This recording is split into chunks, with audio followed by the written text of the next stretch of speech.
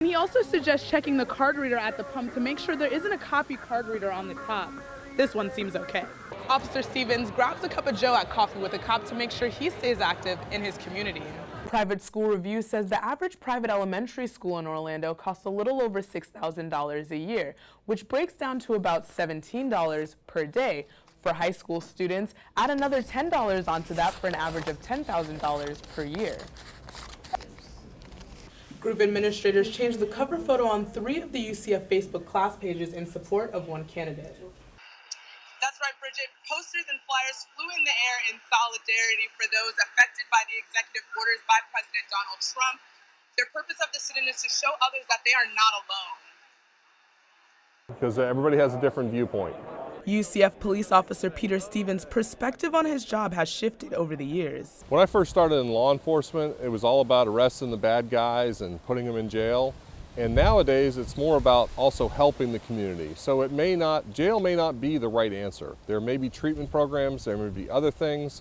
After all, law enforcement is now one of the largest mental health providers in the country. The Pew Research Center says that 86% of officers feel the public doesn't understand them, while 83% of adults feel they do. Sophomore Patrick Blanchett says things can get lost in translation between officers and the public. A social justice advocate who talked to me about it,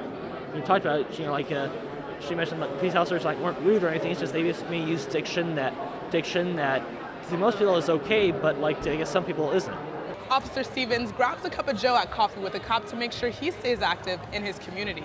Associate Dean Ross Wolf says people may not realize the extent of what officers deal with daily. When a citizen calls to their home because they're having a dispute with their neighbor over something, which is perfectly fine, and the law enforcement officer is the appropriate person to be there for whatever that dispute might be, but the public may not realize that that officer is coming from a call where they may have just dealt with death. Stevens says they're always willing to talk with students. UCF police officers are particularly fond of our student population here. We're out there every day on bicycles, on foot, and you can always walk up and talk to us. He says open communication and understanding between officers and students is key to a safer UCF campus.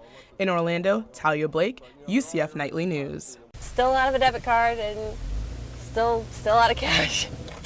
UCF sophomore Cammie Beechard recently found out her personal information was stolen when she received a call the morning after paying for gas at the pump. And they asked me to confirm a $100 purchase and a $50 purchase. But I hadn't even been awake that morning, so I was very confused on where these purchases were coming from. So of course I said no. I called my bank, and as I was talking to them, I realized my debit card was still on the counter. Her bank statement shows a very unusual card history. It looked so weird. There were 20 to 30 single purchases of just $1, just completely straight down the line. Fairwind spokesman Gary Captain says credit card fraud is occurring more frequently, but there are steps you can take to protect yourself. Being diligent about where you're using your card, how you're doing it. I always tell people to try to use it as credit. Don't put your PIN number in, especially if you're at a gas station. Zip code's okay. And he also suggests checking the card reader at the pump to make sure there isn't a copy card reader on the top. This one seems okay. UCF junior Raul Lugo pays at the pump for convenience. As long as I have the time, and because it's quick and easy. So I fill up the gas and I just go. Beechard started taking extra steps to protect her. For now, definitely, I'm not going to be using the credit card swipes at the gas station. It's going to be walking into the store and just buying it there. I don't trust it. And she says she's still waiting for her new debit card.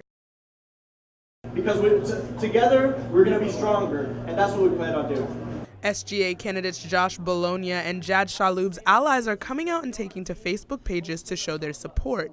VP candidate Jad says the support shows how many friends they have. If we have friends that have certain powers, we're using an unfair advantage. But the thing is, this is a campaign, and to have friends is the whole point. The more friends you have, the more likely it is that you win. Their opponent, SGA candidate Nick Larkin, says students should remember that these are controlled groups, which means controlled media. My opponents tout themselves as the anti-establishment campaign, but then going and bragging about these Facebook groups. They comment about having all these friends in high places, which is just the definition of hypocritical. So if anything, it's just comedic. Group administrators changed the cover photo on 3 of the UCF Facebook class pages in support of one candidate. Associate Professor Aubrey Jewett says social media has emerged over the last decade as one of the best ways campaigns can spread their message. Social media does have the ability to sway the way people think sometimes, or at least certainly what they're thinking about and talking about. In other words, that can help set the agenda, even if it doesn't specifically make someone vote one way or the other. One thing both candidates can agree on: they're not actually official pages. Those are owned by 2 students, which they have the right to do. It's not a UCF run page. The administrators are people that we know. Each class page has over 8,000 members. Reporting in Orlando, Talia Blake, UCF Nightly News.